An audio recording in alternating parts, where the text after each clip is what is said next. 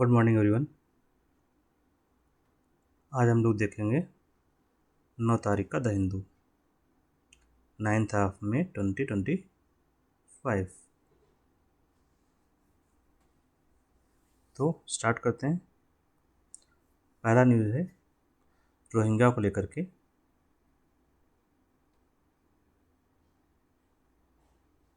Rohingya शरणार्थियों को बोलते हैं इंग्लिश में रिफ्यूजी। REFUGEE। फिर से लिख देता हूँ मैं, रिफ्यूजी। इंग्लिश भी थोड़ा सा जानते रहेंगे तो अच्छा रहेगा। REFUGEE। तो रोहिंग्या शरणार्थी को लेकर एक केस गया है सुप्रीम कोर्ट में।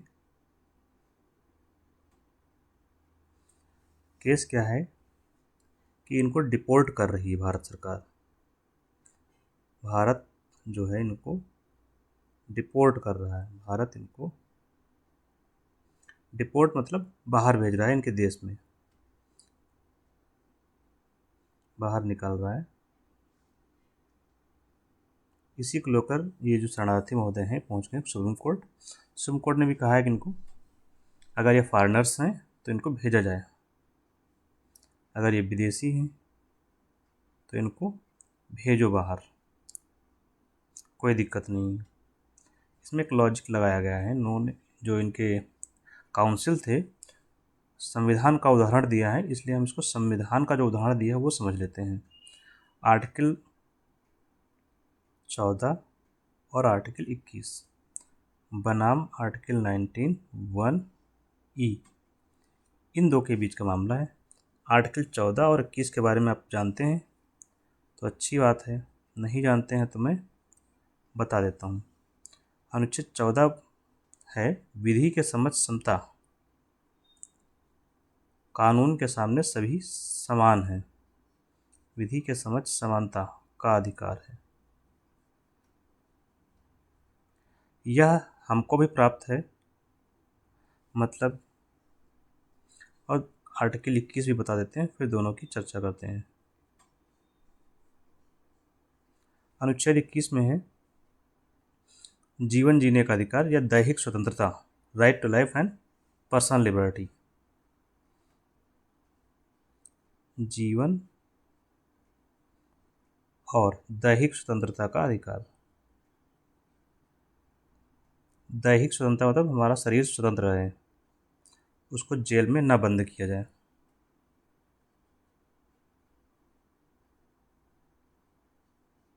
ये अधिकार है, ठीक है।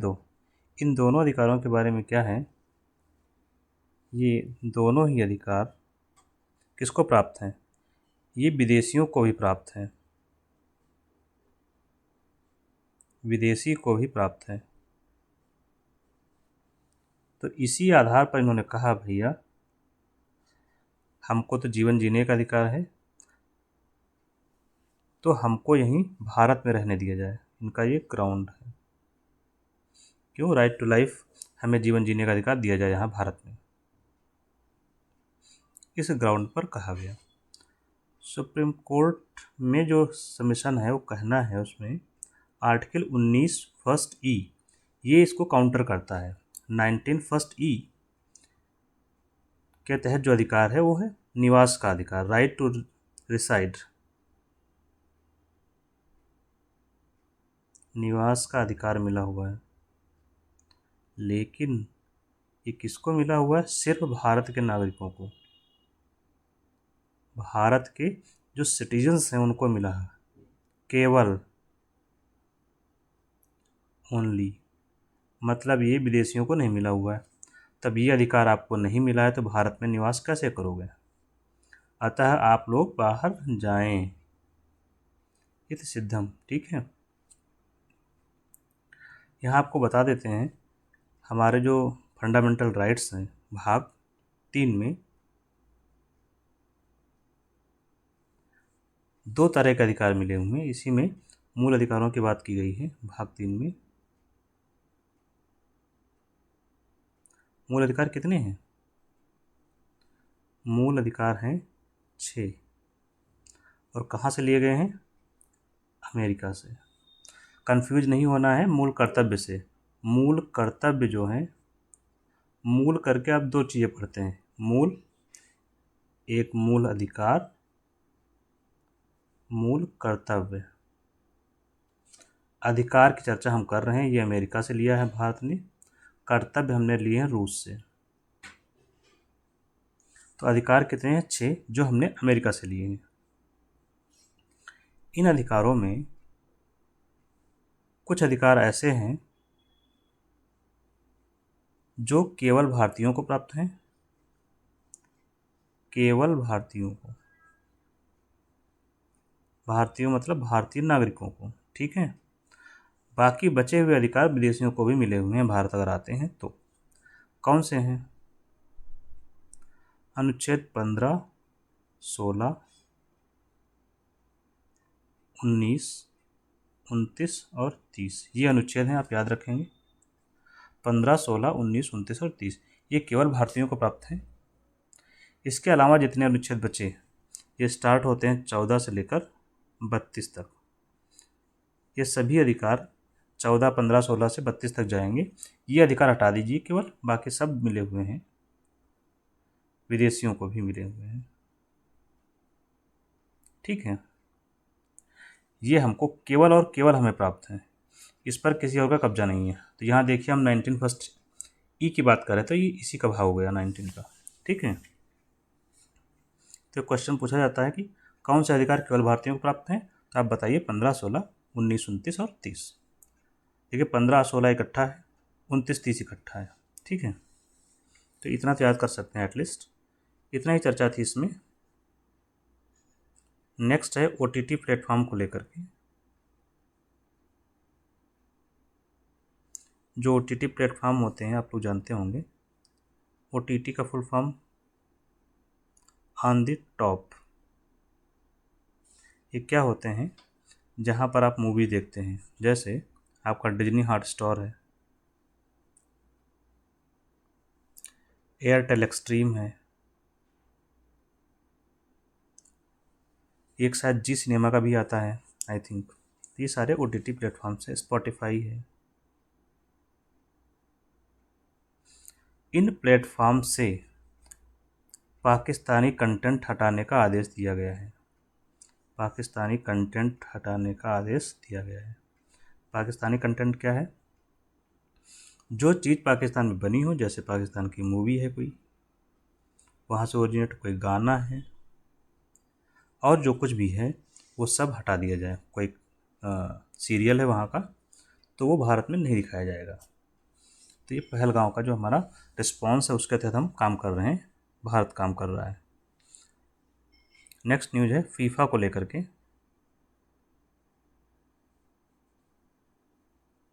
फीफा वर्ल्ड कप को लेकर के न्यूज़ है। फीफा वर्ल्ड कप 2027 कहाँ होगा, सिर्फ हम ये चर्चा करेंगे। तो फीफा वर्ल्ड कप 2027, लेकिन फीफा वर्ल्ड कप किसका? महिलाओं का। किसका? क्योंकि फीफा वर्ल्ड कप पुरुषों का अलग होता है, महिलाओं का अलग होता है। तो महिलाओं का तो कहाँ होगा 2027 का? ब्राज़ील में। याद रखेंगे इसको। फीफा क्या आयोजित करता है? फुटबॉल। फीफा फुटबॉल की अंतर्राष्ट्रीय बॉडी है जिसका नाम है FIFA, international football federation association करके नाम है इसका, क्योंकि ये फ्रेंच नाम है, तो federation of international D football association करके है, ठीक है। नेक्स्ट जो न्यूज़ है वो इकोनॉमिक्स से है। नाम है predatory pricing, PREDATORY, predatory pricing. इसके लिए रूल्स नोटिफाई किए हैं सरकार ने। प्राइसिंग प्रेडेटरी को ऐसे ही लिख लेंगे, प्रेडेटरी प्राइसिंग। इसके लिए CCI ने रूल्स नोटिफाई किए हैं, तो इसलिए हमें पढ़ना है प्रेडेटरी प्राइसिंग होता क्या है। प्रेडेटरी प्राइसिंग आपने अगर प्रीडेटर जानते होंगे आप लोग, तो उसी से हम इसको आगे बढ़ेंगे। प्रीडेटर होता है शिकारी।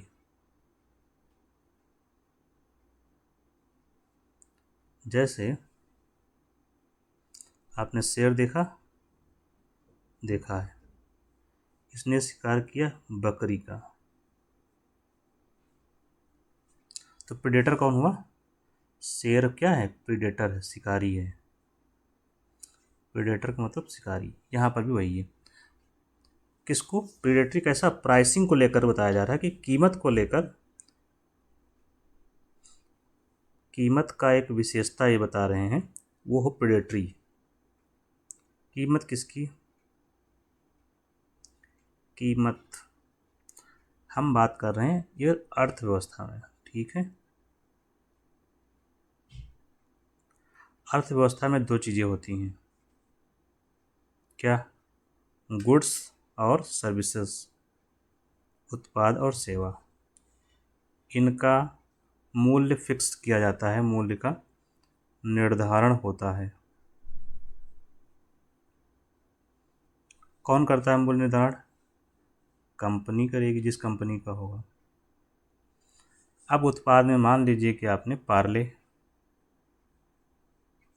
सेवा में मान लीजिए आपने शिक्षा, एजुकेशन, तो वहाँ आप जाएंगे, पार्ले बिस्किट है, ठीक है, तो इसका निर्धारण कौन करेगा? जो भी कंपनी होगी, जो संस्था होगी। मान लीजिए कक्षा 1 की फीस, मैं पार्ले पर लेकर चलता हूँ एग्जाम्पल, सेवा का बाद में ले लेंगे। तो पार्ले का बिस्किट है, इसने बेचा भाई, ऐसा है कि 5 रुपये का पार्ले मिलेगा, 5 रुपये का पार्ले, इसमें 5 बिस्किट, ठीक है। तो पार्ले क्या है? बिस्किट है। इसकी एक और कंपनी हो सकती है, जैसे ब्रिटानिया आई। ब्रिटानिया ने भी बिस्किट लॉन्च किए। उसने कहा ऐसा है, 3 रुपये में बिस्किट लो, 3 रुपये का बिस्किट, किसका? ब्रिटानिया का। और उसमें 3 रुपये के बिस्किट में 5 बिस्किट आपको मिलेंगे, एकदम बेस्ट क्वालिटी के। अब देखिए समस्या क्या होगी, कौन ज़्यादा खरीदा जाएगा? 3 रुपये का बिस्किट, इसकी बिक्री क्या हो जाएगी? बढ़ जाएगी। इसकी बिक्री, पार्ले की बिक्री क्या होगी? कम हो जाएगी। और धीरे धीरे क्या होगा, ये बिक्री कम होते होते ये कंपटीशन से बाहर हो जाएगा, प्रतिस्पर्धा से बाहर। इसकी बिक्री बढ़ जाएगी और ये पूरे बाज़ार में छा जाएगा। तो पहले तो प्रतिस्पर्धा से बाहर हुआ, फिर इसको बंद कर देगा ये। क्यों? इसने पैसा कम कर दिया, ब्रिटानिया ने। यही है प्रीडेटरी प्राइसिंग जो ब्रिटानिया ने किया। ये क्या है? Predatory pricing. ऐसे मूल्य का निर्धारण करना, मतलब ये, अब आप व्यवहार में समझ गए होंगे कि अपने मूल्य का निर्धारण कोई कंपनी इस तरह से करे कि उसका जो मूल्य है, वास्तविक मूल्य, मतलब उसकी जो वास्तविक कीमत है, उससे भी कम चला जाए। जैसे यहाँ ब्रिटानिया की कीमत मान लीजिए, बनाने के लिए 4 रुपये लग रहे थे इसको, जब बनाया इसने तो बनाने में कीमत 4 रुपये लग रही, बेच रहा है 3 रुपये में, नुकसान तो हो रहा है टेम्परेरी। लेकिन जब ये कंपनी बंद हो जाएगी, पार्ले वाली, या इसका कम डाउन हो जाएगा, तब ये पैसा बढ़ा के अपना वसूल लेगी। यही है प्रेडेटरी प्राइसिंग। तो प्रेडेटरी प्राइसिंग का जो उद्देश्य होता है, पहले आप प्रेडेटरी प्राइसिंग समझ गए होंगे, पहले मैं वही लिख देता हूँ क्या होता है। प्रेडेटरी प्राइसिंग क्या है? किसी कंपनी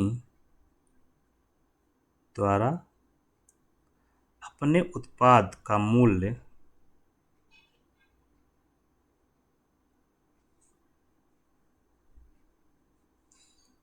उसकी कीमत से भी कम रखना, उसकी कीमत से, अच्छा लिखिए लागत, उसकी लागत से भी कम कर देना।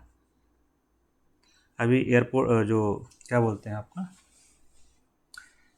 जो एयरपोर्ट कंपनी जैसे इंडिगो और स्पाइस जेट थी, तो यहाँ पर जो कंपनीज थी वहाँ पर भी ये इशू आया था प्रेडेटरी प्राइसिंग का। तो उसकी लागत से भी कम कर देना, यही है प्रेडेटरी प्राइसिंग।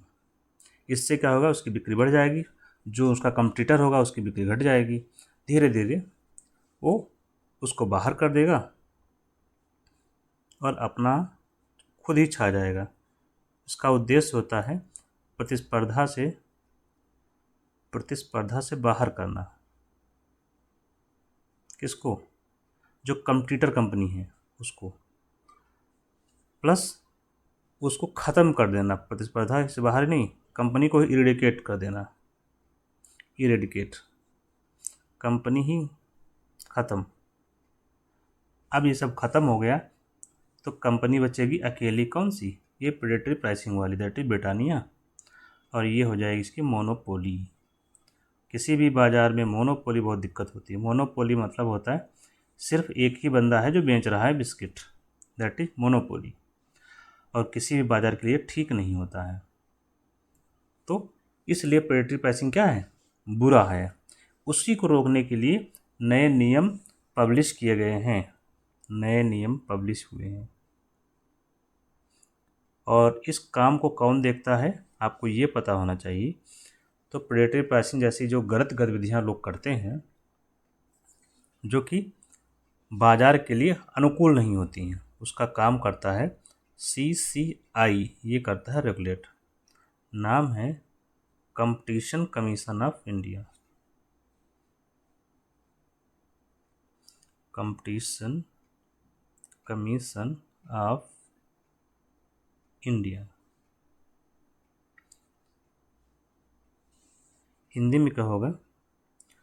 भारतीय प्रतिस्पर्धा आयोग। प्रतिस्पर्धा आयोग, ये आपका जो है CCI एक्ट है 2002 का। CCI मतलब competition commission of India act 2002, उसके तहत इसको पावर मिली हुई है और उसी के तहत इसका गठन हुआ है। तो चूँकि इसके तहत एक्ट के तहत गठन हुआ है, अतः यह स्टैट्यूटरी बॉडी है, स्टैट्यूटरी निकाय है या सांविधिक निकाय है। ठीक है। इसी के साथ एक और टर्म आता है चर्चा में, मैं आज उसको भी चर्चा कर दे रहा हूँ, insider trading. Insider, INSIDER, insider trading. Trading का मतलब होता है व्यापार करना। ट्रेडिंग तो आप लोग जानते हैं, व्यापार। व्यापार में आता है खरीद और फरोख्त। फरोख्त से अच्छा शब्द है सेल एंड बाई। ठीक है, क्रय और विक्रय, दोनों चीज़ें आती हैं। क्योंकि एक समय पर जब कोई, मान लीजिए ये वस्तु यहाँ पर जा रही है, तो ये व्यक्ति, यहाँ पर कोई है A, यहाँ है B, इसने इसको बेचा ये वस्तु, तो इसने विक्रय किया, A ने विक्रय किया, इसने क्रय कर लिया। तो क्रय विक्रय एक साथ घटना घटित होती है। यहाँ पर भी ट्रेडिंग है, क्रय विक्रय होगा, लेकिन ट्रेडिंग कहाँ पर हो रही है आपको ये पता होना चाहिए। There after we will go to insider trading. Stock market में, स्टॉक मार्केट मतलब शेयर मार्केट। तो शेयर मार्केट में क्या होता है? क्रय विक्रय। किस चीज़ का? शेयर्स का। शेयर्स का क्रय विक्रय, खरीद फरोख्त, या जो भी आप समझें उसको। अब यहाँ पर होता है शेयर मार्केट में खरीद और बिक्री शेयर्स की। मान लीजिए एक कंपनी है रिलायंस। रिलायंस नहीं लिखते हैं, कुछ और लिख लेते हैं, सरकारी कंपनी लिखते हैं। मान लीजिए सेल है।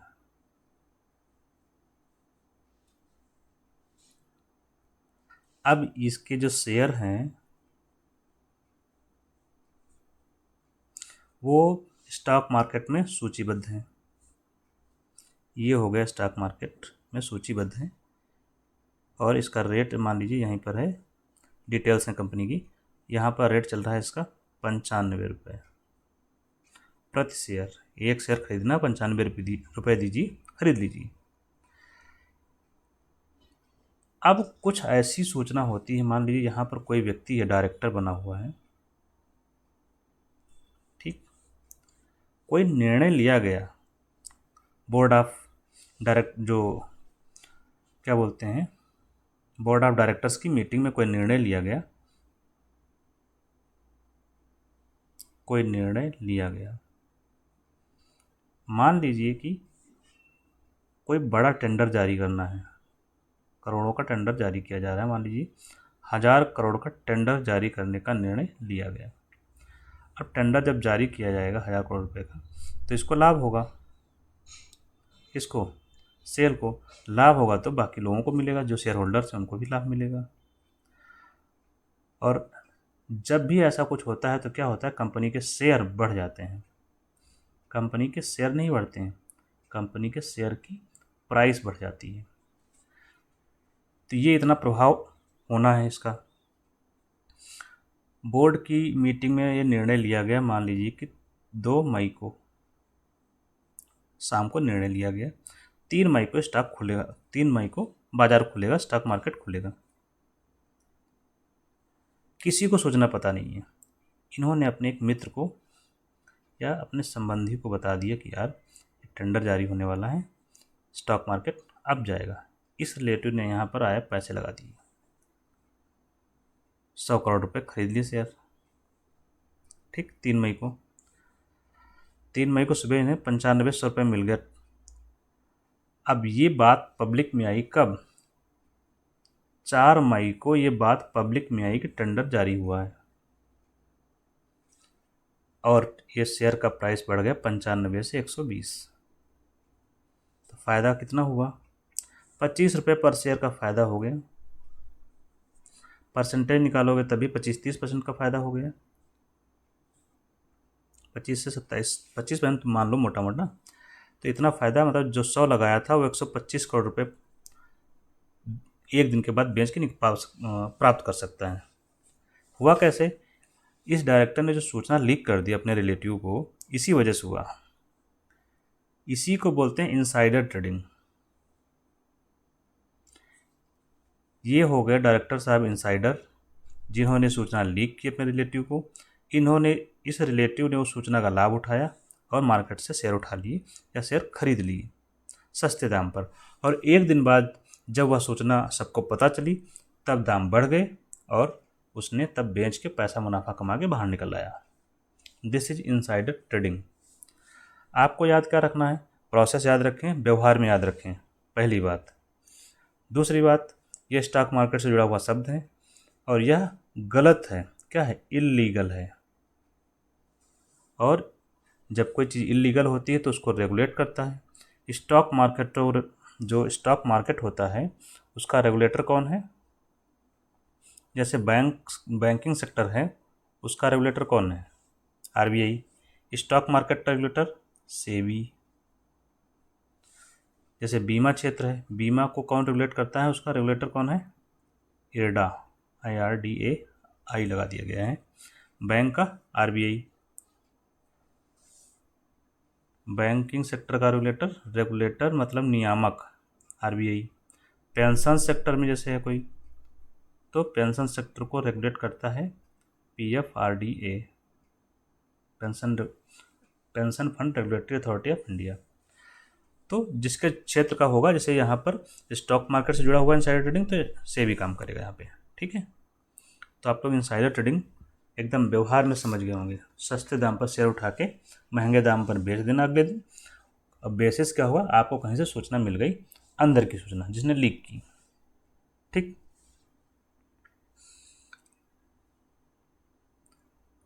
नेक्स्ट है MMR के आंकड़े पब्लिश हुए हैं।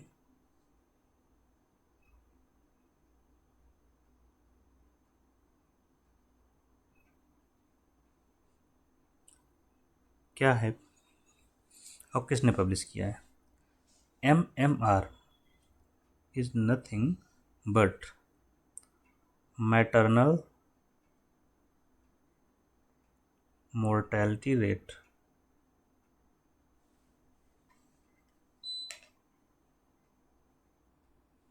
मातृत्व मृत्यु दर। ठीक, नाम से स्पष्ट हो रहा है, मातृत्व मतलब होता है माँ, तो जो माताओं की मृत्यु दर है उसके बारे में जानकारी देता है।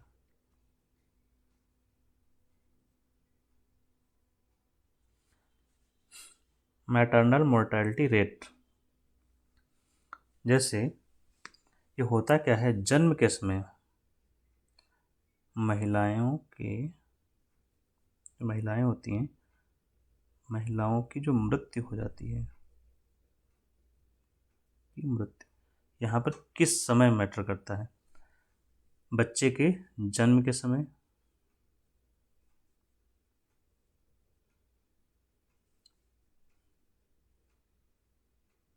या प्रेगनेंसी के दौरान।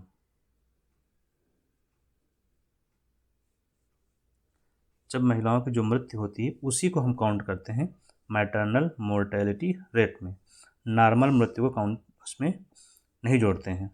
तो जब महिलाएं गर्भावस्था में होती हैं या बच्चे को जन्म दे रही होती हैं, या जन्म दे रही हैं मतलब डिलीवरी के समय,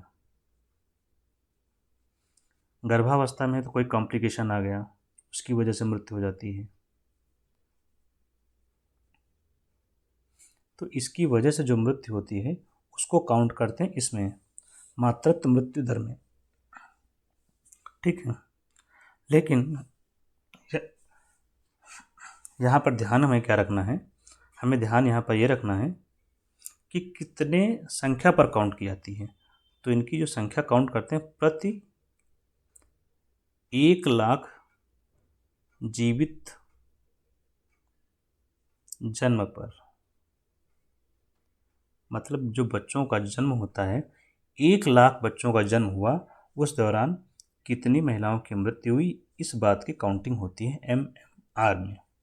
ठीक, तो निष्कर्ष क्या निकला मैटरनल मोर्टेलिटी रेट का, इस समय है 93 पर लाख। मतलब क्या हुआ इसका, अगर आपसे कोई कहता है कि MMR इस समय 93 है, तो आपको समझ जाना है कि 93 प्रति लाख की बात कर रहा है, और इसका मतलब ये हुआ कि जब 1,00,000 बच्चों का जन्म हुआ,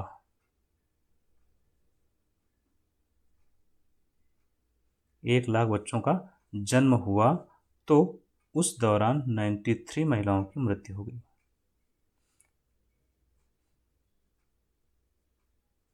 इसको हमें कम करना है, पहले 97 था, 2018 से 20 के बीच में जो घट के 93 आ गया। तो ये जो MMR होता है ये प्रजनन स्वास्थ्य की जानकारी देता है कि प्रजनन स्वास्थ्य कितना बेहतर है। ठीक है, तो यहाँ पर हमने ये समझ लिया, प्लस ये आंकड़े जारी किसने किए हैं और क्यों किए हैं, क्यों तो नहीं बताएंगे किसने किए हैं जारी, या कौन करता है। जारी करता है registrar general and census commissioner.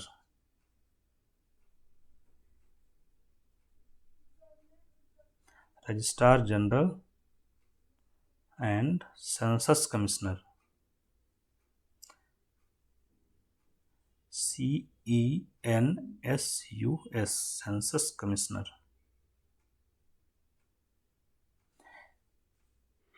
और ये वही संगठन है जो जनगणना करवाता है और गृह मंत्रालय के अंडर में काम करता है। ठीक है, इसी ने करवाया है।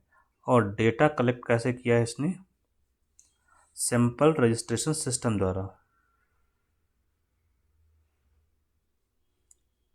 सैंपल रजिस्ट्रेशन सिस्टम, यहाँ पर ये बात हमें याद रखनी है कि ये एक्चुअल डेटा नहीं है, सैंपल लिए गए हैं। ये नहीं कि हर घर जाके हमने पता किया, नहीं, सैंपल लिए गए। मतलब मान लीजिए 1 करोड़ लोग हैं तो उसमें 1,000 लोगों के सैंपल ले लिए गए रैंडम। तो सैंपल रजिस्ट्रेशन सिस्टम द्वारा डेटा कलेक्ट करता है। तो एक बहुत बड़ा एक्सरसाइज है सैंपल को लेकर के, जो इतनी बड़ी मात्रा में इकट्ठा करते हैं। और यहाँ पर हमें क्या याद रखना है, हम SDG की बात करते हैं, सस्टेनेबल डेवलपमेंट गोल। इसके तहत जो लक्ष्य रखा गया है MMR का वो है 70 लाख से कम होना चाहिए। ठीक है, ये टारगेट रखा गया है इसका। तो यही मेन जो था वो हमने इस बारे में चर्चा कर लिया, जो आपके एग्जाम पॉइंट ऑफ व्यू से इम्पोर्टेंट है। ठीक है, इसके बाद हम एक चर्चा कर लेते हैं मिसाइल सिस्टम की, जो इस समय चर्चा में है। S-400 ट्रायम्फ, ये मिसाइल सिस्टम में चर्चा में है, क्योंकि पाकिस्तान ने भी भारत पर आक्रमण किया है सीमावर्ती क्षेत्रों में, तो हमने इसी सिस्टम से डिफेंड किया है। तो यह है क्या? यह है एरियल डिफेंस सिस्टम, मतलब एरियल डिफेंस सिस्टम। एक तरीका ये है कि जैसे ज़मीन पर जब युद्ध होता है, एक तो आप ऑफेंसिव और डिफेंसिव दो चीज़ें समझिए ऑफेंस और डिफेंस। जैसे कोई आक्रमण करता है, हम यहाँ भारत को लेते हैं इस तरफ और पाकिस्तान को लेते हैं इस तरफ। पाकिस्तान ने एक तरफा आक्रमण कर दिया भारत पे। क्या किया पाकिस्तान ने? आक्रमण। तो ये हो गया ऑफेंसिव। पाकिस्तान कैसा है? ऑफेंसिव। अब भारत अपनी करेगा रक्षा इस आक्रमण से, तो भारत हो गया डिफेंसिव। ठीक, तो जो डिफेंस करता है वो अपनी रक्षा करता है, जो ऑफेंसिव होता है वो आक्रमण करता है। ठीक, तो यहाँ पर क्या है? एरियल डिफेंस सिस्टम है, तो ये क्या करेगा? रक्षात्मक है।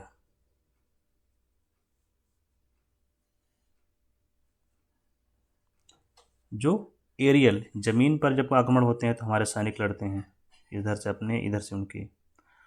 जब हवा से होगा, वायु से, तो उसका जवाब हम देते हैं S-400 सिस्टम से। तो ये डिफेंस सिस्टम है जो हमने ख़रीदा है रूस से। अच्छा, रूस ने हमको ही नहीं बेचा है इसको, रूस ने बेच रखा है चीन को भी। तो ये सिस्टम रूस के पास भी हो गया, हमारे पड़ोसी के पास भी है और हमारे पास भी है। पड़ोसी दैट इज चीन, पाकिस्तान के पास नहीं है। ठीक, इसकी जो मारक क्षमता है, मारक क्षमता का मतलब यहाँ पर कहाँ तक ये बचा सकता है, तो 400 किलोमीटर की रेंज तक ये काम करता है। कैसे काम करता है ये देखते हैं पहले। जैसे मान लीजिए कि भारत है, ठीक, ये सिस्टम हमारा यहाँ पर लगा हुआ है। ठीक, 400 किलोमीटर मान लीजिए यहाँ तक हो रहा है। तो यहीं पर मान लीजिए कोई मिसाइल है जो आ रही है भारत की ओर, तो ये यहीं पर क्या करेगा? इंटरसेप्ट कर लेगा। इंटरसेप्ट करने मतलब डिटेक्ट कर लिया, और जैसे ही डिटेक्ट किया और ये मिसाइल जैसे यहाँ पहुँची, यहाँ से एक मिसाइल छोड़ेगा, ये यहाँ तक आएगी, इससे टकरा के इसे नष्ट कर देगी। यही है डिफेंस सिस्टम S-400। और तो 400 किलोमीटर तक यहाँ तक मार कर सकती है। और पता तो ये 600 तक यहाँ अगर है, मान लीजिए 600 पर ही पता करना शुरू कर देती है, डिटेक्ट करना। तुम जैसे रेंज में आओगे 400 वाली, जैसे रेंज में आए तुरंत ध्वस्त, यहाँ से मिसाइल छूटती हैं। और जो सिस्टम है इसमें 4 तरह की मिसाइल लगी होती हैं, 4 प्रकार की मिसाइल हैं। जैसी मिसाइल की ज़रूरत होगी वो वैसी मिसाइल फायर कर देगा, और दूसरा भी जो भी टारगेट होगा उसको नष्ट कर देगा। एरियल डिफेंस सिस्टम है, तो यहाँ देखिए टारगेट क्या हो सकता है। एक तो ये हो सकता है अनमैन्ड एरियल व्हीकल, जिसको हम लोग बोलते हैं ड्रोन, जो कि अभी पाकिस्तान ने भेजे थे, हमने सीमा पर ही उनको ख़त्म कर दिया। और क्या हो सकता है? हवाई हमला करोगे तो मिसाइल भेज सकते हो, मिसाइल को भी नष्ट कर सकता है। आप हो सकता है एयरक्राफ्ट भी, जो एयरक्राफ्ट मतलब फाइटर एयरक्राफ्ट, अरे कोई भी एयरक्राफ्ट होगा, फाइटर है बिना फाइटर है, वो आइडेंटिफाई कर लेगा तो ऐसा कुछ भी आप भेजते हैं तो सब कुछ वो आइडेंटिफाई करेगा और उसको वायु में ही ध्वस्त कर देगा। एक साथ ये 36 टारगेट को आइडेंटिफाई कर सकता है, इंगेज कर सकता है। 36 लक्ष्यों पर एक साथ निशाना साध सकता है और 72 मिसाइलें छोड़ सकता है। तो बहुत ही पावरफुल वेपन है S-400, जिसका इस्तेमाल भारत कर रहा है। हमने 5 का ऑर्डर दिया था इसको, रूस को। 3 हमें मिल गए जो हमने तैनात कर रखे हैं पश्चिमी सीमा पर और चीन के साथ लगी हुई सीमा पर, ठीक, ताकि देश की सुरक्षा हो सके। तो ये हमारा रहा S-400, जो कि हमारी रक्षा कर रहा है। ऐसा ही एयर डिफेंस सिस्टम जैसे विश्व में हम देखते हैं, एयर डिफेंस सिस्टम हिंदी में हो जाएगा वायु रक्षा प्रणाली। विश्व में और कहाँ पर हैं, किसके पास है, उनके नाम क्या हैं? जैसे विश्व में 3 हैं मुख्य रूप से। एक तो S-400 हो गया जो हमारे पास है, रूस ने विकसित किया है। दूसरा इजराइल के पास है, उसका नाम है आयरन डोम, ये पूछा जाता है। तीसरा है अमेरिका के पास भी है, उसका नाम है थार्ड, जो इसने बेचा है कई देशों को। थार्ड का फुल फॉर्म क्या है? टर्मिनल हाई अल्टीट्यूड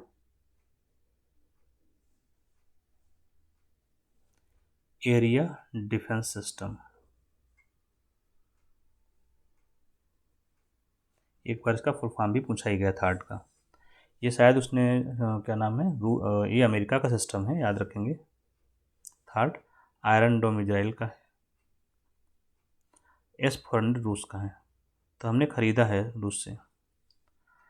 ये कोरिया में शायद तैनात कर रखा है अमेरिका ने। भारत का अपना एक सिस्टम है जिसका नाम है एडवांस एयर डिफेंस और पृथ्वी एयर डिफेंस, जो भारत भी एक प्रोजेक्ट कुशा चला रहा है भारत, उसके तहत वो डेवलप कर रहा है ऐसे सिस्टम को, डिफेंस सिस्टम को। इसके ट्रायल्स भी हो ही गए हैं डिफेंस इसकी 2 कैटेगरी भारत ने बनाई है। एक PAD करके है, PAD है, दूसरा AAD है। PAD है पृथ्वी एयर डिफेंस,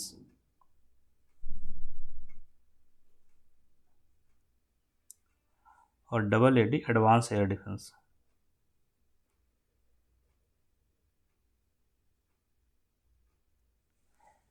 जब पृथ्वी के नज़दीक टारगेट होगा तब ये काम करेगा, एकदम नज़दीक है, पृथ्वी के नज़दीक मतलब सतह के नज़दीक है। और जब ऊंचाई पर है, ये शायद डिस्टेंस जो मुझे याद है 30 किलोमीटर शायद है क्या, और पृथ्वी एयर डिफेंस जो है ये ऊंचाई पर काम करता है, जैसे कि 50 किलोमीटर 60 किलोमीटर इतना ऊंचा है, पृथ्वी के नज़दीक ये काम करेगा।